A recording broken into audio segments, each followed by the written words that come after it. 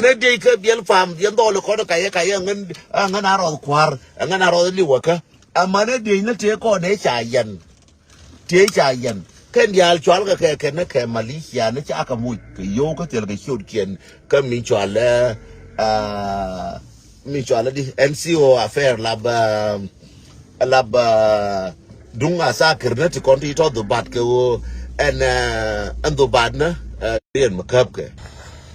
dole kon ti tek chang mu ju ngwen ke tam dole kon te ka ti kon cha ya ber mer ke ye ke ne to ke ju to yen dole shur kun ke lis e shur kun cha ka kun ke lis te yen ke mi cha le dire dunga sa kirne te yen tin mer ke ne ye lo dol mer ke ne ye ken tel ke shur kun ka biel pam yana sa kirne from shawish from jundi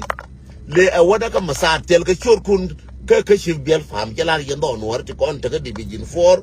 yendo no ti kon ta division 1 yendo no ti kon ta division 8 yendo no ti kon ta division 10 ka mapel yendo no ti kon ta wow yendo no ti kon cha kwengre no tel ka shur kun ka biel fam no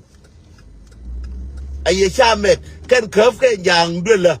kaf ke yang mi yo ban ba wen chi diet bi ko ka fa sa kirna kin kon ta ne yo wo gulas kiri janga ka bi askar no ro gu ta anta ke je lar ne yetok asakir ne janti ngwan ken kaf ka kwar kien lakin asakir ne do no ti me je kene ko ti ye shot ka biel fam ti ye short ke biel pam ante ba ku na bi kor la to ba nang tin ko wa na ni ye ko ngai ge kor mi ni me nang gina skiri wilu ke mi shilu bu wulu nyob ben ko bos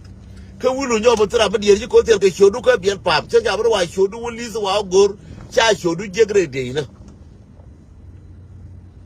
lar ni ye to yen de indi ko ni kai engan da be ngor kel engan masad engan chawi engan aro jarol ngu la rokel ko ne general ngau la rokel ko ne general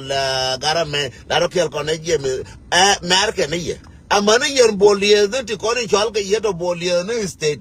ti ye shoot go bolie na ena askari bolie mo manuar ti le shor go bolie na